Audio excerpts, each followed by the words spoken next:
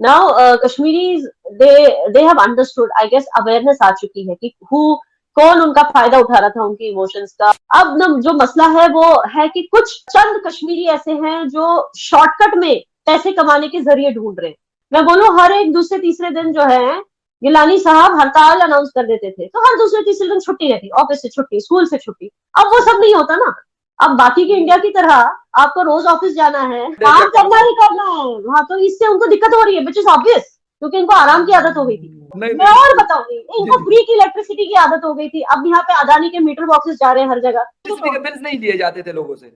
So that acceptance level has will rise जब उनको पता चलेगा कि they are like any other Indians, और जैसे बाकी इंडियंस रह रहे हैं इनको भी वैसे ही रहना पड़ेगा। दूसरे पॉइंट ऑफ व्यू से देखें तो एक प्री प्लान्ड प्लानिंग भी है। इंडिया में मुसलमानों के राइट उनको नहीं दिए जाते। अगर वो उनके पूरे हुक्म न देते, एजीपी अब्दुल कलाम का पता हमारी हिस्ट्री में अनफॉर्चुनेटली कि एक भी ऐसा कोई नॉन मुस्लिम नहीं है जिसको हमने प्रेसिडेंट बनाया। उनके पास तो ये हिस्ट्री भी मौजूद है कि भाई तुमने नॉन मुस्लिम्स के लिए क्या किया, हमने तो ये भी कर ली। के नाम पे वो इंटीग्रेशन और एंथुसियाज्म और इंडिया में जो टेंशन्स हो रहे थे, अगर कश्मीर आइंदा 5 साल पीसफुल रहा इंडिया की तरफ, तो it will grow. India is growing, it's like a बस जा रही है भैया। बस में आगे बैठे या पीछे बैठे, बस में तो रहेंगे ना। तो इट्स गोइंग फास्ट। हो सकता है कि बाद सीटों में जरा धक्के ज्यादा लगे, बाद ज्यादा कंफर्टेबल हो, लेकिन बस तो जा रही है तेजी से। मुझे याद है 1986 में जब मैं कश्मीर गया था, तो हर जगह सेब पड़े हैं जमीन पे, मतलब लिटरली वेस्टेज। तो मैं एक साहब से चिढ़ के बात कर रहा था, बोला आप लोग फ्रीजर्स में रखें, फ्रीज करके बेचें। तो उसने एक अजीब बात बताई थी जो मैं वेरीफाई नहीं कर सका मैं जब, लेकिन उसने कहा था कि भाई जिनके पास घोड़े हैं, जो टूरिस्ट के लिए इस्तेमाल करते हैं, वो दूसरा बिजनेस शुरू नहीं कर सकते। So you could not have multiple businesses इन कश्मीर। तो मैं बोला आप बाहर, आप मुझे दे दें, मैं इन्वेस्ट कर देता हूँ फ्रीजर्स बना के, आप सेव करें, फिर हम इसको ऑफ सीजन बेचेंगे सेब को। जी जी। तो वो कह रहे नहीं, आप यहाँ इन्वेस्ट नहीं कर सकते, आप तो हिंदुस्तानी है, यू आर इंडियन कहा उन्होंने मुझे। मैंने बोला तुम कौन हो यार। तो वो सब अब खत्म हो गया है ना, वो सब खत्म हो गया है। भारत के वज़ीर दिफ़ा राजनाथ सिंह साहब मकबूजा जम्मू और कश्मीर में थे। पहली बात तो उन्होंने ये कही कि जी जो जम्मू और कश्मीर का मामला है ये भारत का इंटरनल मामला है, इसमें हम किसी की मुदाखलत बर्दाश्त नहीं करेंगे।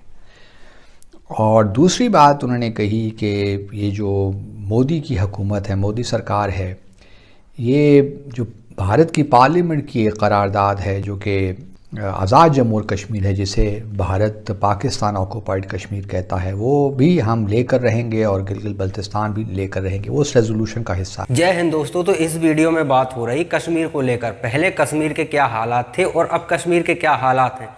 हालांकि कश्मीर से धारा 370 हटने के बाद चंद लोगों को तकलीफ है। तकलीफ तो होगी, 2 नंबर से जो पैसा कमा रहे थे, अच्छा खासा अय्याश ज़िंदगी जी रहे थे, उनको तो तकलीफ होनी ही होनी है। लेकिन जो घर से बाहर नहीं निकल पाते थे आम कश्मीरी, उनके लिए पहले बहुत समस्या थी। आज वो अपने आप को आज़ाद महसूस कर रहे हैं, क्योंकि जम्मू कश्मीर में ये ऐसा पहला वाक़या था दुनिया में जहाँ सबसे ज़्यादा आर्मी डिप्लॉयड थी और कुछ ना कुछ घटनाएं हर दिन होती थी। था ना, वो गिलानी का नाम लिया, एक गिलानी जैसे लोग कुछ ना कुछ कांड करवाते। ये पाकिस्तान के दलाल थे, पाकिस्तान के इशारे पर। यानी कि आप कह सकते हैं कि सेना वहाँ पर हमारी थी, लेकिन वहाँ पर रियलिटी में कंट्रोल पूरा पाकिस्तान का था। पाकिस्तान जब चाहता था, जो चाहता था वो हो जाता था, क्योंकि पहले सिर्फ सेना हमारी थी, बाकी हमारी जो केंद्र की सरकारें थी वो निकम्मी थी। उनको खुद को डकारने के अलावा और कोई काम नहीं था। उन्होंने कभी कश्मीर के बारे में ऐसा सोचा भी नहीं, जैसा कि प्रधानमंत्री नरेंद्र मोदी ने आने के बाद सोचा और बदलाव हुआ है, वो आज दिख रहा है। सोशल मीडिया का ज़माना है, आप आज के समय में कोई भी चीज़ छुपा नहीं सकते, और इतनी बड़ी घटना को आप कैसे छुपा सकते हैं। और वही कश्मीरी आज बता रहे हैं कि आज, क्योंकि उन्होंने बदलाव देखा है, पहले का जीवन देखा है, हर 1-2 दिन में कुछ न कुछ समस्या कश्मीर में होती थी, उसके कारण आम लोगों को तकलीफ होती है। हालांकि अब सभी लोग तो आतंकियों के साथ थे नहीं, कुछ % लोग थे वो मज़े में थे, बाकी लोगों को तो समस्या होती थी, ना पैसा कमा पा रहे हैं, ना कुछ अपने बच्चों को पढ़ा पा रहे हैं। जो रोज़मर्रा की समस्याएं होती हैं वो लगभग हर समस्या उनको थी। धारा 370 हटने के बाद से तो ये लोग आज़ाद हो गए हैं, जैसे कि बाकी भारत के बाकी के राज्यों में जो आज़ादी है, वही आज़ादी आज जम्मू कश्मीर में है। और यहाँ पर समस्या पाकिस्तान को है, पाकिस्तान का वर्चस्व खत्म हो गया जम्मू कश्मीर से।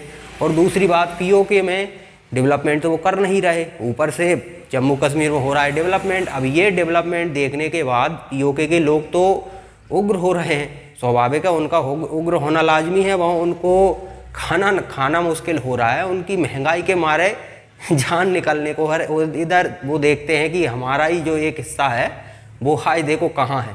तो वो खुद इसीलिए तो एक्सपर्ट कहते हैं कि आप इंतज़ार कीजिए, पीओके खुद आ जाएगा। लेकिन पीओके के लोग थोड़ी समस्या है उनसे, क्योंकि वो भी रेडिकलाइज ही हैं। पाकिस्तान ने किसी को नहीं छोड़ा, सभी को रेडिकलाइज किया है। बाकी फिर उनके हित जब ख़त्म हो गए हैं तो फिर सभी को अपने हिसाब से छोड़ दिया है। तो चलिए पाकिस्तान का मीडिया और एक्सपर्ट क्या कहते हैं आगे इस वीडियो में। याना जी, एक तो थोड़ा सा क्योंकि आप कश्मीर में रहती हैं, ये ओवरऑल ये बात कही जा रही कि हालात बेहतर हुए हैं, लेकिन शायद उतनी बेहतरी नहीं आई, मजीद गुंजाइश है। ये बात सही है कि जो इंडिया की मुखालफत में काम करते थे, सेक्सेशनिस्ट बोल दीजिए, सेपरेटिस्ट बोल दीजिए, उनके लिए जो एक फेवरेटिज्म था कश्मीरी सोसाइटी में वो खत्म हो चुका है। Now Kashmiris they have understood कौन उनका फायदा उठा रहा था उनके इमोशंस का, और कौन सचमुच उनकी बेहतरी के लिए काम कर रहा है, कि उनके प्रोग्रेस के लिए काम कर रहा है। अब न जो मसला है वो है कि कुछ चंद कश्मीरी ऐसे हैं जो शॉर्टकट में पैसे कमाने के जरिए ढूंढ रहे हैं। तो वो, जैसे कि आपने सुना होगा, कुछ महीने पहले जर्नलिस्ट पकड़े गए थे जिनकी बैग में बरामद हुए grenades.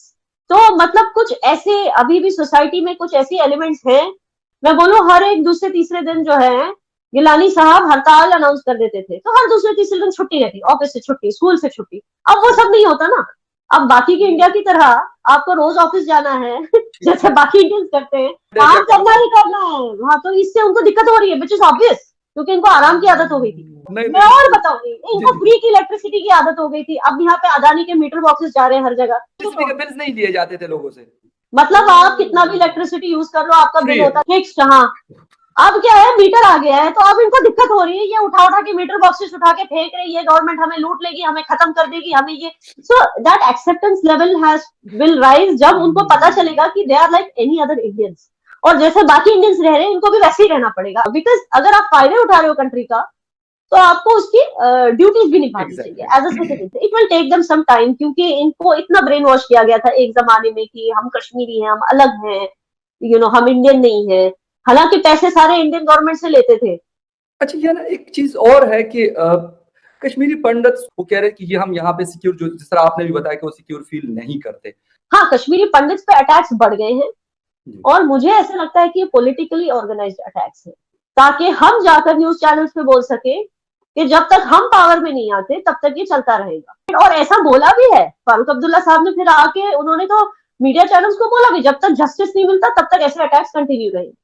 And the whole nation was shocked कि कोई इतना इनकम्पैशनेट कैसे हो सकता। तो दोस्तों, जम्मू कश्मीर के हालात बदले हैं, और इसमें कई लोगों की, आप कह सकते हैं प्रधानमंत्री नरेंद्र मोदी, अजीत डोभाल, इन लोगों की रणनीतियां हैं, जो कि गृह मंत्री अमित शाह को भी इसमें क्रेडिट देना होगा, क्योंकि इन लोगों की योजनाओं के कारण वहां पर आतंकियों को एलिमिनेट करना पड़ा।